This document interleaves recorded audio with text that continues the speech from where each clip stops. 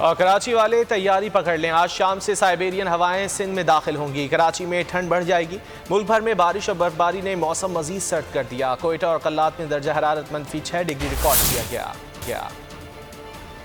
मुख्तलिफ अजला में मौसम सर्द हो गया। महकमा मौसमियात ने गिलगित बल्तिस्तान, कश्मीर और एबटाबाद समेत खैबर पख्तूनख्वा के बालाई इलाकों में शदीद सर्द मौसम की पेशगोई कर दी। मतलब जुज़वी तौर पर अबर आलूद रहेगा। मरी, वादी ज़ियारत, लोअर दीर, नारान और कागान में भी यख बस्ता हवाएं बरकरार रहेंगी। बलोचिस्तान भी सर्द मौसम के जेर असर है। कोयटा, कल्लात में दर्जा हरारत -6 डिग्री रिकॉर्ड किया गया। महकमा मौसमियात के मुताबिक कराची समेत से का सिस्टम रुखसत हो गया। ताहम सर्द हवाओं ने सर्दी की शिद्दत में इजाफा कर दिया। महकमा मौसमियात ने शहर में आइंदा हफ्ते हल्की बारिश की नवीद सुना दी। पंजाब में खुश्क और सर्द मौसम का राज, खिते पोठोहार में कोहर पड़ने का इम्कान है।